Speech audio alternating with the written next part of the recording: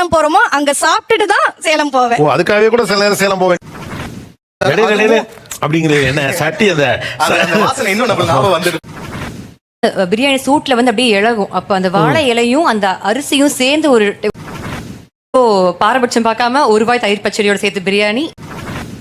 அந்த பிரியாணி தட்டு வர்ற வரைக்கும் நம்மளோட உள்ள இருக்கே எப்ப வரும் கொண்டு வருவோம். கரெக்டா உங்களுக்கு முன்னால வைக்கிறப்ப காலி ஆயிடுச்சுன்னு வச்சுக்கோங்க. எப்படி இருக்கும்?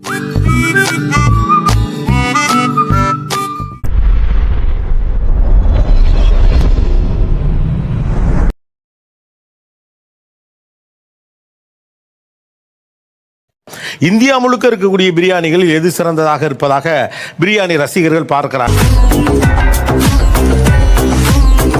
சின்ன ஊரு, அந்த ஒரு சிற்றூரில் சாப்பிட்ட அந்த பிரியாணி எனக்கு ரொம்ப பிடித்திருந்தது.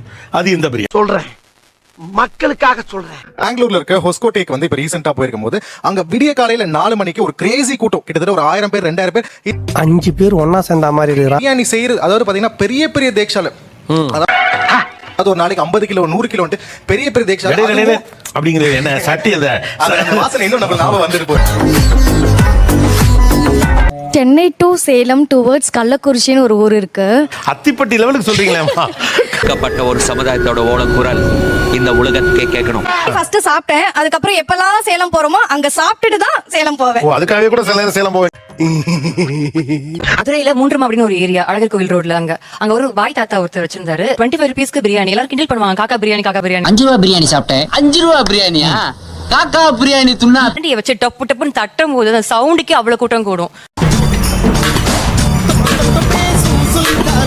ரொம்ப குவான்டிட்டி அளவா தான் இருக்கும். நல்ல டார்க் பிரவுன்ல அப்படியே அவ்வளோ அழகா அந்த ஒன்னோட ஒண்ணு ஒட்டி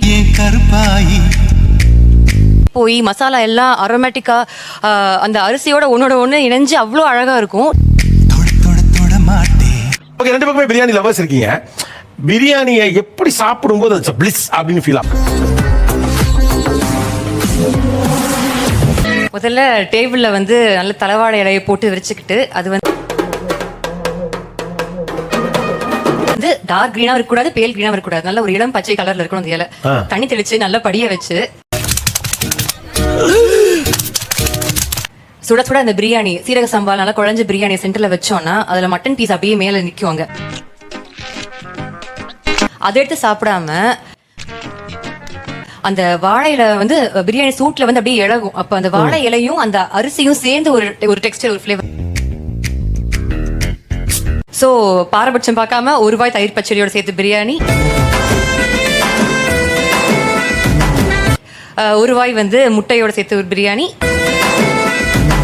அப்பப்போ வந்து காரம் தூக்கும் போது வந்து நியூட்ரலைசர் மாதிரி பன்னல் வந்து யூஸ் பண்ணிக்கலாம்.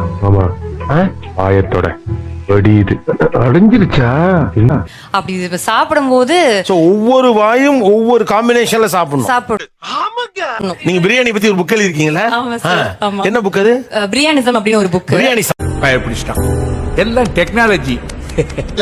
கல்யாண வீட்டுல சார் அந்த இலை போட்டுருவாங்க. இலை போட்டுட்டு ஒரு 10 நிமிஷம் 15 நிமிஷம் அந்த சட்டியில இருந்து ஃபர்ஸ்ட் அங்க என்ன வேடிக்கை பார்த்துக்கிட்டு இருக்கா? சீக்கிரம் வந்து ஜோத்த போடுன. பிளேட் வர்றதுக்கு அந்த வெயிட் பண்ணி அதோட ஸ்மெல் மட்டும் வந்துகிட்டே இருக்கும். எப்படா நம்ம தட்டுக்கு வரும் நம்மளோட. டேய் வேமா ரெடி பண்றா, பசிக்குதுடா. அந்த பிரியாணி தட்டு வர்ற வரைக்கும் நம்மளோட உள்ள இருக்கே எப்ப வரும் அந்த ஒரு ஏக்கத்தோட. அப்ப நான் பட்ட வேதனை இருக்கே, அந்த வேதனை. பக்கத்து தட்டு வந்துருச்சு, ஐயோ நம்ம தட்டுக்கு வரும்போது முடிஞ்சிருச்சு, நம்ம தட்டு எப்படா கொண்டு வருவோம். கரெக்டா உங்களுக்கு முன்னால வைக்கிறப்ப காலி ஆயிடுச்சுன்னு வச்சுக்கோங்க. எப்படி இருக்கும்? அட பாவிகளா, வாயில சுவிட்ட வச்சு வெடிய அடியில வச்சுட்டீங்களடா. நல்லா சாப்பிட்டு வந்தேங்க, பசிய கலப்புறானுங்க, இப்பவே ஆரம்பிக்குது. சாப்பிடுறா. நம்ம ஊர் சைட்லாம் பசங்க கும்பலா சேர்ந்துட்டு ஒரு இடத்துல பிரியாணி செஞ்சுட்டு அந்த பிரியாணிக்கு ஒரு 10 பேரா கேங்கா உட்காந்துட்டு அந்த கேங்க்ல ஒரே ஒரு இலையில போட்டுட்டு இந்த பீஸ் அவனுக்கு போயிட்டு விடாது, அந்த பீஸ் இவனுக்கு போயிட்டு விடாது. எல்லாருமே ஒவ்வொன்று பண்ணுவானுங்க. ஒருத்தர் விறகு வெட்டிட்டு வருவான், ஒருத்தர் வந்து பெரிய ஆள் மாதிரி இருப்பான். அவன் என்ன பண்ணுவான்னா அந்த திங்ஸ் எல்லாத்தையும் அரேஞ்ச் பண்றான். அதுல ஒரு கேரக்டர் உட்கார்ந்துட்டு என்னப்பா ரெடி ஆயிடுச்சா அப்படின்னு கேட்டுட்டே இருக்குமே. அவர் வந்து கொஞ்சம் பாஸ் மாதிரி சார். ரொம்ப பயங்கரமான ஆளா இருப்பாரோ. ஆனா முதல் ரவுண்ட் அவர் தான் சாப்பிடாப்ல. ஆமா சார், ஃபர்ஸ்டே போட்டு வச்சு எனக்கு கொஞ்சம் சூடா எடுத்து வச்சிரு, ஆரிக்ஸ்ல கொஞ்சம் உள்ள. சிரிக்கிறானி வெக்கமா இல்ல? ஃபர்ஸ்ட் வரப்போறது நம்மளுடைய பக்கத்து ஸ்டேட் பிரியாணி, கேரளாவின் பிரியாணி. Let's welcome Kerala biryani.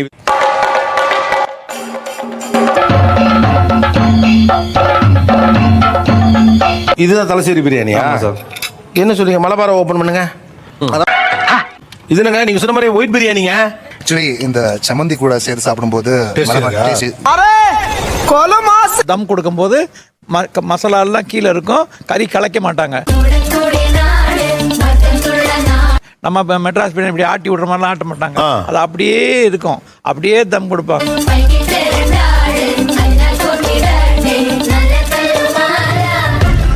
ஓ, இதுல இருக்க எசன்ஸ் எல்லாமே பிரியாணில இறங்கிடும். அரிசிக்குள்ளே இறங்கி. அண்ணனுடைய பிரியாணிக்கு என் நாக்கு அடிமை. தம்பி தம்பி தம்பி அண்ணன் அதை பெருமையா சொல்லுவேனே. குஜராத் பிரியாணி. Let's welcome. பிரியாணில சிக்கனே காணும். ஆயத்தோட வெடியுது அடைஞ்சிருச்சா? Mutton sir. மட்டன். ஏப்பா இது நல்லா இருக்குப்பா பார்க்க. ஸோ அடுத்து வரவிருப்பது பெங்கால் பிரியாணி. மீன்லாம் வேற சைட் டிஷ்ஷா இருக்கும் அப்படின்னாங்க முதல்ல. வாங்க. அப்படிங்களா? ரொம்ப சந்தோஷம். எப்படி இருக்கு? சூப்பரா இருக்கு சார். நல்லா இருக்கா? ஏதோ டிஃப்ரெண்ட் இருக்கு சார். அடி ஏதோ உன்னிடம் இருக்கு. ஏதோ ஒரு டிஃபரன்ஸ் தெரியுது. ஏதோ டிஃப்ரெண்ட் இருக்கு. நம்ம ஊர் பிரியாணி சாப்பிட்ற மாதிரி இல்ல. அதெல்லாம் இல்லைங்க. இல்ல எப்படிமா இருக்கு மதுரை? சார் மிரட்டுது சார். மிரட்டுதா? என்னம்மா மதுரையே எப்படி சொல்றீங்க? என்னவா இருக்கும்? எனக்கு என்னடா தெரியும், கேளுடா. ஒரு 4 வாய் சாப்பிட்டதுக்கு அப்புறம் போதுன்ற மாதிரி ஃபீல் ஆகும். இது நல்லா இருக்கு. பொட்டேட்டோ டேஸ்ட் கூட எனக்கு கொஞ்சம் பிடிச்சிருக்கு. சார் இந்த பொட்டேட்டோ அவங்க சொன்னாங்கல்ல, அது ஃப்ரை பண்ணி போடும்போது அந்த மீட் எவ்வளோ டெண்டரா ஃப்ளேவர்ஃபுல்லா இருக்கோ, அந்த பிரியாணியோட எசன்ஸ் வந்து அந்த பொட்டேட்டோலயே இருக்கும். இப்ப எப்படி சிந்தாமணி சிக்கன்ல தேங்காய் வந்து அந்த சிக்கனோட ரொம்ப சூப்பரா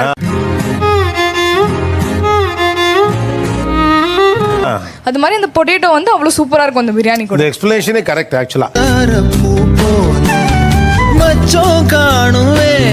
வரவிருப்பது கர்நாடகா பிரியாணி. இந்த வேலைக்கு எப்படி எப்படி முடிய டைப்பா மாத்துவேன்னு எனக்கு தெரியும்.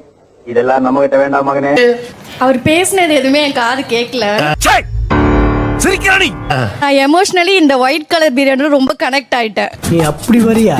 அது பார்க்க தான் சார் ஒயிட்டா இருக்கு, ஆனா சாப்பிட்டா அதுல எல்லாமே இருக்கு சார். எல்லா டேஸ்டும் எல்லாமே இருக்கு. இது நல்லா இருக்கு சார். சோ அடுத்ததா என்ன பிரியாணி அப்படின்னா, ஏகப்பட்ட பிரியாணி இருக்கு. அதனால இது என்னென்ன பிரியாணின்னு சாப்பிட்டு கேட்டோம். இது என்னென்ன பிரியாணி, எந்த ஊர் பிரியாணி? வந்தது அந்த காதர் பாயோட மட்டன் பிரியாணி சாப்பிடதா போதுமா? ஆக்சுவலி எது நல்லா இருக்குன்ற மாதிரி தான் ட்ரை பண்ணி பார்க்கலாம்னு நினைச்சேன். ஆனா மூணுமே ஒன்னோட ஒன்று கம்பேர் பண்ண முடியாது. மூணுமே ரொம்ப யூனிக்கா இருக்கு, ஒவ்வொரு வகையில ஸ்பெஷலா இருக்கு. நான் நல்லா பண்றனோ இல்லையோ, ஆனா நீ நல்லா பண்ற. அது நான் கோடு போடுறது இருக்குது. அப்படிதான் அப்படியே கோடு போட தட்டுறாருல, அது பார்க்க ஈஸியா இருக்கு. யாருக்காவது பண்ண ஆசை இருக்கா? ஐயோ நானாரி கூப்பிடுறேன். அங்க கிட்ட போறேன் சார். ஏன் டென்ஷன் ஆறீங்க? ஆந்தி வே ஸ்டைல் ஓடி வாடா. நீங்க லெஃப்ட் ஹேண்டரா? அவர் லெஃப்ட் ஹேண்டர், அதனால லெஃப்ட்ல பண்றாருமா. பாத்தீங்களா? செல்லத்துக்கு ஒண்ணுமே தெரியல, கத்து தர்றேன். அத அடிக்க கூடாது. உடைச்சிடுங்க. அது மேல கறியை உடைச்சுடணும். தட்டுங்க ஒண்ணா தட்டுங்க. என்னமா சாந்து பூசுற மாதிரி பூசு. ஐயோ சாமி வேற. டேய் கூட்டு போங்க. அது தட்டு மேல வெட்ட கூடாது. நான் இப்ப என்னடா பிரச்சனை உங்களுக்கு? தட்டுங்க. நியூஸ் ரீடர் தானமா? இந்த பிரியாணி நம்ம செய்து கொண்டிருந்த போது ப்ளீஸ் ப்ளே பண்றேன். டேய் இவன் வேற என்னை ரொம்ப டார்ச்சர் பண்றான்டா. அப்படிதானே? கரெக்ட்ண்ணா, சூப்பர். அப்படிதானே? நீங்க கடை போடலாம்ண்ணா. கடை போடலாமா? தட்ட கொடுமா. அவ்வளவுக்கு கிரைண்டரா? Grind fish biryani. இது எந்த ஊர் ஸ்டைல்? இது கோவா. இதுக்கும் மத்த மாதிரி மட்டன் சிக்கன் பிரியாணி செய்யறதுக்கான வித்தியாசம் என்ன? ஃபிஷ்ஷே கறி மாதிரி செய்யறது. வந்து கிராமத்துல பிறந்து சின்ன வயசுல இருந்து ஆயா அம்மா அப்படிதான் மனுஷன் கீழே இருந்து வந்தேன். இந்த சமையல் தான் ஒரு சமையல்னாலதான்.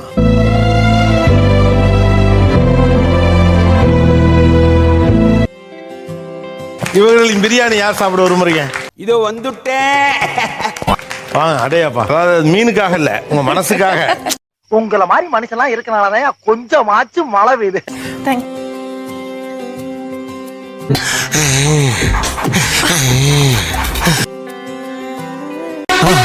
மறக்காம சர்ப்ரைஸ் பண்ணுங்க.